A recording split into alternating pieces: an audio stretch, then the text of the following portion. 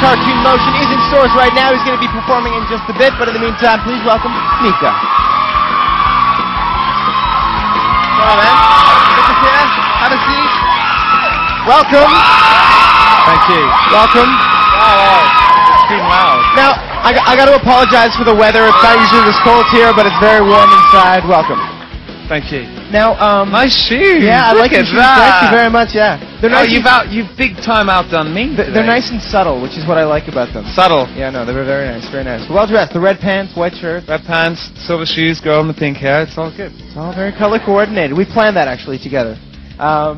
Life in Cartoon Motion, one of the most excited albums I've heard in a long time. Like almost euphorically excited. And if you look back in music history, it's either that kind of music either comes from a very happy time in somebody's life or compensating for a very sad time in others. Well, I love Brian Wilson, so I wonder how that was for you. Yeah, a little bit of both for me, actually. I mean, my childhood was kind of funny. I had amazing times and I had the worst. School was often the worst of all my times. And, you know, I made this record to kind of sum up that crazy time when you're kind of a child pretending to try and grow up and leave school and try and find a job and find your place in the world. So I suppose it's a bit of both, really. Oftentimes in life there are those key moments that we all have that kind of lead up to the people that we become eventually as we grow older. Did you find that it was easy to capture those moments? To a certain extent. I mean, I don't only talk about myself on the album. I have this whole idea that you can take the outsider or the freak, because I often felt like that. I mean, I still kind of feel like that now, hence the red trousers. But I like the idea that you can take the freak and the outsider and put it up on a throne and a platform and just praise that person for 3.5 minutes. People go to me, why do you write such weird songs? Why do you have to sing about strange things like Batgirls and stuff? And I'm like, it's not, that's not strange at all. That's completely normal. I mean, when I walk out, you know, I don't see people walking out of Ferraris wearing $50,000 bling. I don't see any of that. I see normal people and people wearing red trousers, like me. Where are you seeing people wearing red pants? I see. I don't know. It depends where you hang out. Growing up, I heard you couldn't read sheet music. Is that true? How did you get to be so well versed in music? I still can't. I'm very really? dyslexic. Yeah, it actually led to me at the age. I was 11 years old. And I couldn't read or write. It was quite a problem, as you can imagine. I still can't read music, but that hasn't stood in my way whatsoever. I taught myself how to play the piano by ear. And really? That's actually probably the reason why I started writing songs so early, because I couldn't read anything, and I wanted to make noise at the keyboard, just like all my siblings could, my sisters could.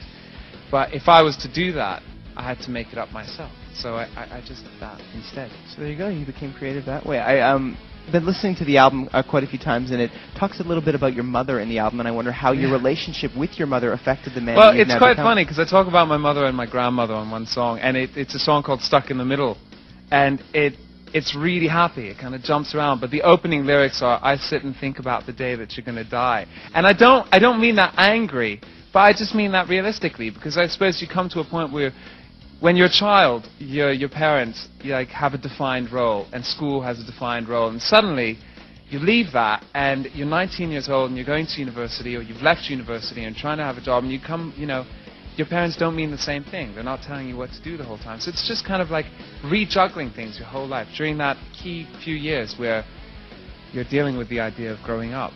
So there's this whole kind of happy, sad, slightly twisted tension, and I think everyone at the age of 20-something, or even before that, is slightly twisted, but we all try and cover it up. We'll see how twisted Chris is. He's got an audience question. Chris? Hi, Mika. Hey, Can you tell me what is the most embarrassing moment you've experienced yet so far? My trousers falling off at a gig. Come on! Wow. That didn't happen. Yeah, and I, as you can see, my trousers... They're not too baggy. Yeah, they're quite tight. Yeah. But I wear a little kind of ear mic pack thing, and it's really heavy and it pulls down. But that's not that embarrassing, actually. I have no problem with my underwear. What is the most embarrassing thing that's ever happened? That's pretty embarrassing. I don't know, you know? I don't get embarrassed very easily. Really? Yeah, hence the you know. The red pants, silver. No, not really. No. Not really. I get kind of awkward around people sometimes. That's kind of my thing, but nothing really. School was embarrassing. That was hideous. Yeah. You've got a request, don't you? We got more coming up with you, but you want to see a little Avril Lavigne, right? Yeah, that's not very predictable, is it? I was actually surprised he wanted to see the latest from Matt Rife. I like the whole nursery rhyme thing going on in that song. I have to say, as far as the video is concerned, I'm a little bit confused. Is anybody else confused? Is she like bullying some girl? I don't. Well, she's playing the girl. But that doesn't excuse it because it looks nothing like her.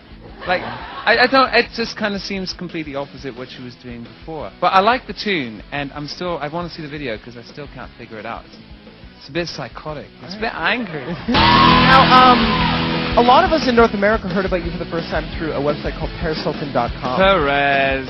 Now I wonder because he's on fire. Well, according to him, you guys have become pretty good friends, and I wonder, as a musician and as a budding celebrity, what it's like to be friends with somebody who is known for ratting on celebrities. Like, how does that dynamic work? I don't know. I was very curious to meet him because I didn't know what he would be like. But then, he honestly is a pretty awesome guy. It's really cool to just kind of hang out with him. He's got hair just like yours, no? Although I will tell a secret, he is dyeing his hair a different color tomorrow. What kind of color? I don't know. His whole thing is like he's going to keep on changing his hair color. That's I think it's great. He's created something quite amazing, something unique. There's never been a website like Perez Hilton before. 4.5 million people visit it every single day. Unbelievable. And good on him. It's really crazy. I think he's enjoying every bit of it. He realizes what he's achieved now, and he's going to make the most of it, which is amazing. Were you ready for that aspect of this life? I mean, obviously, the music goes hand in hand with a certain fame aspect, but as well, this kind of intrusion as well into your life now. Were you ready for that? It's a little bit weird, and I think I consider myself more of a songwriter than a performer. It's almost like I'm two different people, and whenever people start to invade my space, I credit that to the performing side of things, but I really resent it. I don't, I'm not used to it yet. It's really strange. It's a strange What's world. really weird is my friends having to change their mobile phone numbers because the press in the UK have found out about their phone numbers and keep calling them up, offering them money for stories, and they're not interested. So they've had to change their phones. And people kind of knocking on the door, asking my family stuff, and it's a bit weird. You better be careful who you give your phone number to. I'm paranoid now. It's really bad. That must be very, very strange. Well, you have about 4 phones. 4 different phones? Yeah, well, 5, because I got another one. I got one for free. Right? Well, I could tell about the free stuff. Come on. Yeah, it's one of the